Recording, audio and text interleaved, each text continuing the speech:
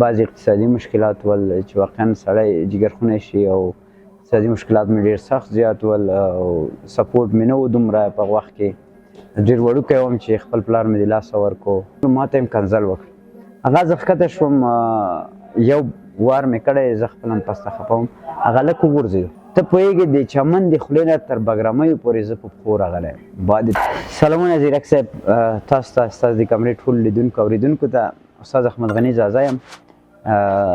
د ام ام ای استاد او په څنګ کې د کرکټ د فټنس هم ټرینر پاتې شوم او مربي هم د پکتیا د ولایت یم د ځاځي د ولسوالۍ او د شریف د کلي نو اولین تمرینات مې چې شروع کړي هغه په کمفو کې ول چې کمفو کې مې تمرین کولو د استاد واسع قیومي سره نو ورپسې مې د استاد رفیع روپي سره همداسې نورو استادانو سره مې کار کړی په ام ام ای بخش کې نو کله چې زه اته کلن لس کلن وم چې ما تمرین شروع کړی و لس کلن وم نو په دې عرصه کې ما اتم صنف پورې درس ویلی نو هغې نه بعد بیا درسونه رانه پات شول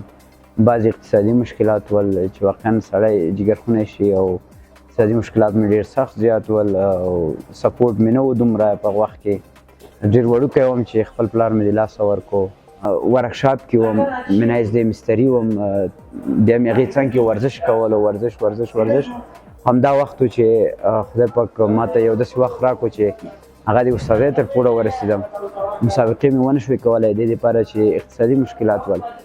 زه په دې عرصه کې ډېر خوشحاله یم د الله نه ډېر راضي یم چې ما په ورزش ډګر کې ما دومره کار کړی او خدمت مې کړی لا هم په خدمت کې روان یم ما مخکې هم ویلې ارمانونه خو زیات وي ما غوښتل چې زه یو ښه زده کړه وکړم او د ما شوق او ذوق د پیلوټۍ سره و ځکه ما زړه ډېر غټ زړه الله پاک راکړی او د پیلوټانو غټ زړه ما غوښتل چې زه داسې نظامي بخش کې یا په بل بخش کې باید پیلوټ شم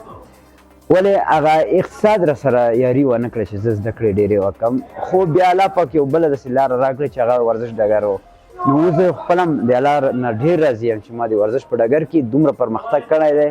چې اوس من حیث د رئیس د صف د یو اف سی هم یم په افغانستان کې او د افغانستان بهترین اتلان مې روزلي دي